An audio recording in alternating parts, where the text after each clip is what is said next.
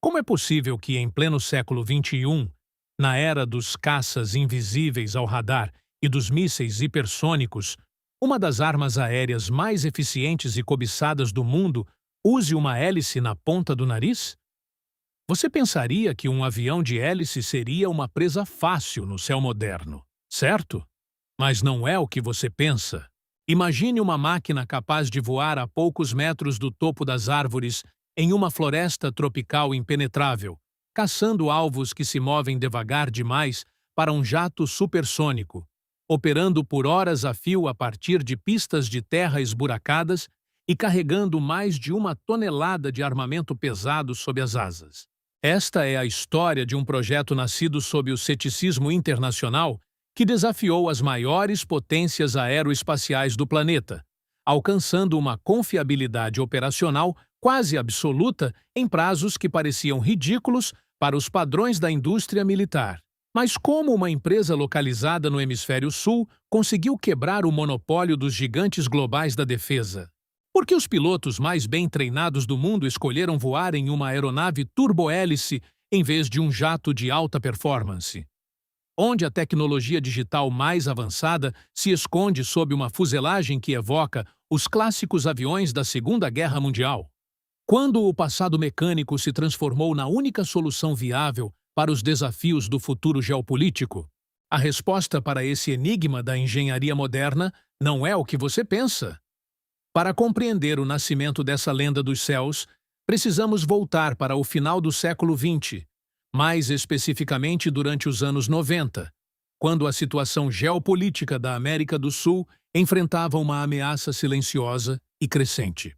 A floresta amazônica havia se transformado em uma vasta avenida para voos ilícitos de narcotráfico e contrabando, com centenas de pequenas aeronaves cruzando as fronteiras brasileiras sem qualquer controle. O governo brasileiro decidiu criar o Sistema de Vigilância da Amazônia para monitorar essa imensa área verde. Mas faltava uma peça fundamental no tabuleiro: um vetor aéreo capaz de interceptar alvos extremamente lentos que voavam colados à copa das árvores. As tentativas anteriores com jatos puros falharam miseravelmente por razões técnicas óbvias, já que os jatos eram rápidos demais e consumiam combustível de forma alarmante em baixas altitudes, tornando a patrulha prolongada algo totalmente inviável. Na mesma época, o fabricante brasileiro tentou emplacar seus protótipos em programas bilionários no exterior, enfrentando concorrentes de peso como o norte-americano Raytheon T-6 Texan II e o suíço Pilatus PC-9, sofrendo reveses comerciais dolorosos que quase sepultaram as ambições da plataforma. Mas antes de continuar, me conta nos comentários: você já viu um super tucano voando de perto ou conhece a Esquadrilha da Fumaça? Deixa aí embaixo sua opinião. Superando essas derrotas iniciais, a Força Aérea Brasileira estabeleceu uma lista de especificações técnicas que pareciam completamente impossíveis de conciliar. A nova aeronave precisava resistir ao calor extremo e à umidade de 100% da selva, operar em pistas curtas de cascalho sem nenhuma infraestrutura de apoio, carregar metralhadoras pesadas integradas e possuir sistemas eletrônicos idênticos aos dos caças de primeira linha. Sem pressão, né?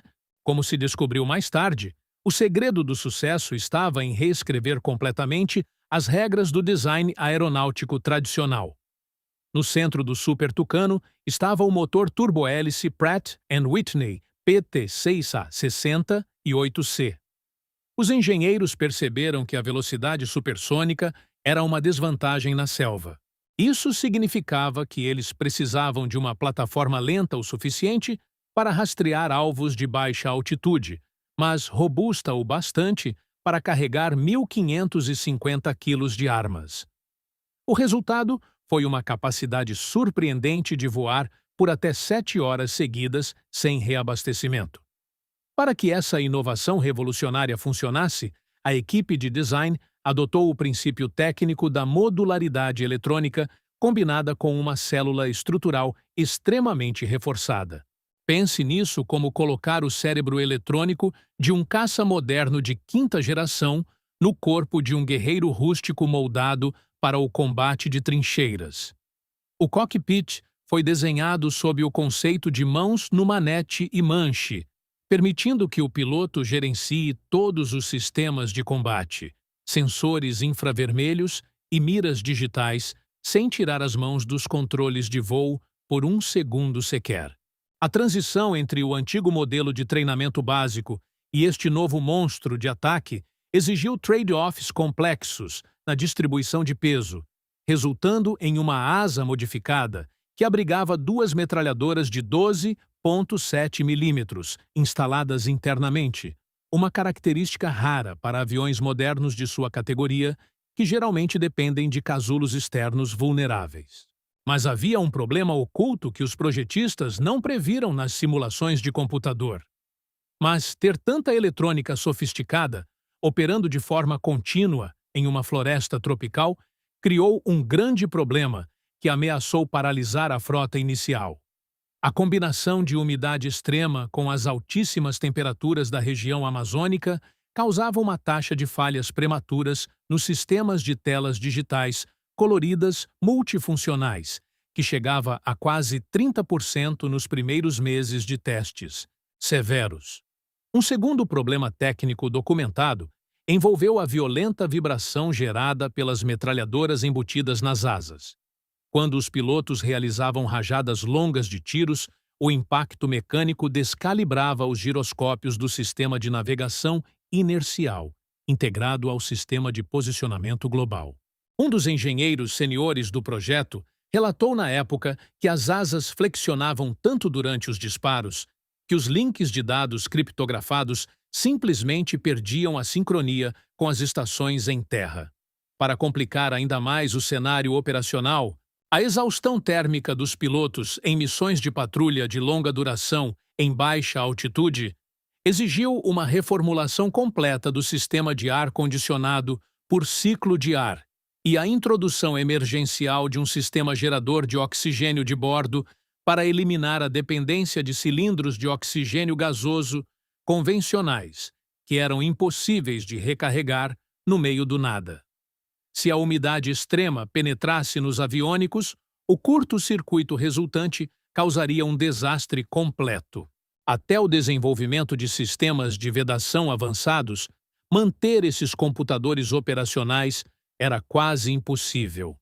Na verdade, foi exatamente assim que as equipes de manutenção aprenderam a tratar o avião como um submarino operando no ar, lembrando os velhos filmes de ficção científica daquela época. Lembra quando eu mencionei o cérebro eletrônico oculto sob a fuselagem rústica da aeronave? Um dos detalhes mais fascinantes do A-29 está no seu sistema integrado de enlace de dados digitais. Esse subsistema específico permite que o avião opere em perfeita simbiose com as aeronaves de alerta antecipado E-99, recebendo informações de radares distantes diretamente na tela do piloto, sem que o supertucano precise ligar seus próprios sensores ativos, transformando-o em um caçador fantasma no escuro da noite. Além disso, a cabine inteira recebeu uma blindagem de Kevlar capaz de suportar impactos diretos de projéteis de calibre 12,7 milímetros, protegendo os pilotos contra o fogo vindo do solo durante as missões de apoio aéreo aproximado. Mas um truque simples, porém genial, ajudou a resolver o estresse estrutural provocado pelas pistas de terra da Amazônia. Um trem de pouso reforçado, com amortecedores de dupla ação e pneus de baixa pressão que absorvem os impactos de buracos e pedras, como se o avião estivesse pousando em um tapete de asfalto liso. Em testes extremos realizados no coração do Cerrado brasileiro, a aeronave provou que precisava de menos de 10 minutos entre os pousos e as decolagens para ser rearmada e reabastecida por apenas 2 mecânicos usando ferramentas básicas.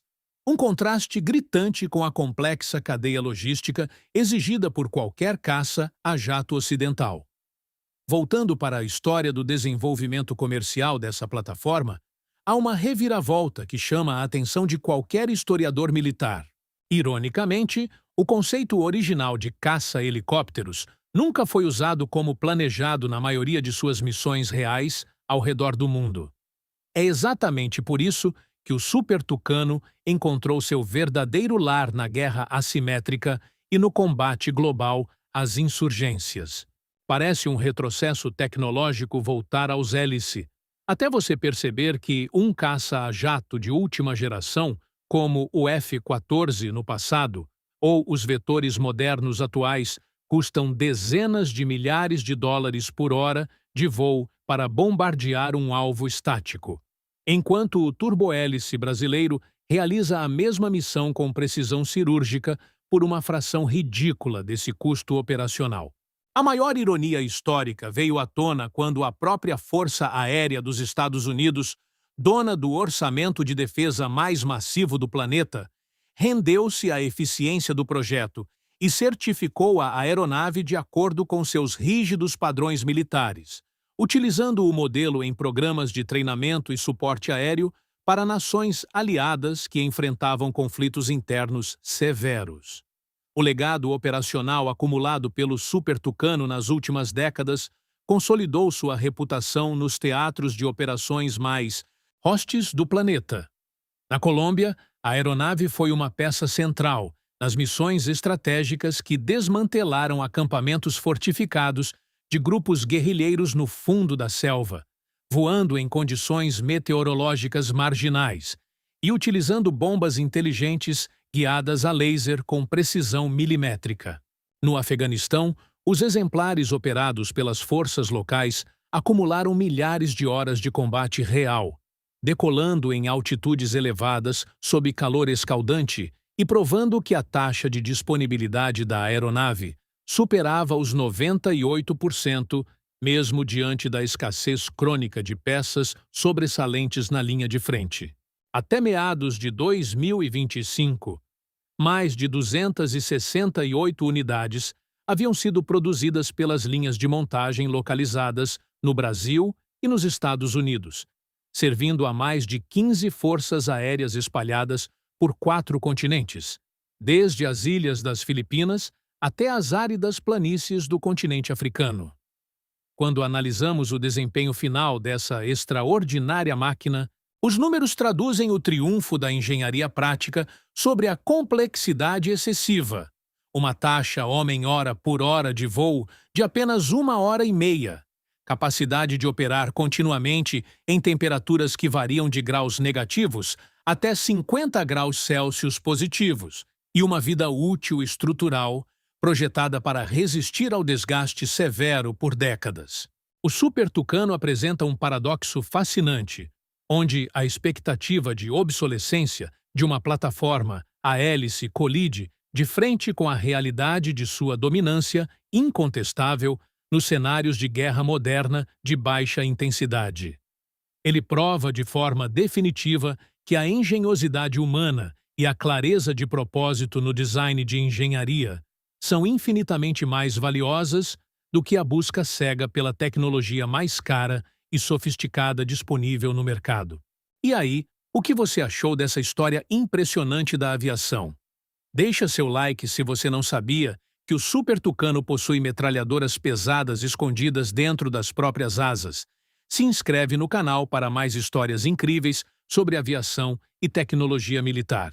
E comenta aí embaixo. Qual outra aeronave histórica desenvolvida na América do Sul você gostaria de ver detalhada em um próximo documentário investigativo? Até a próxima!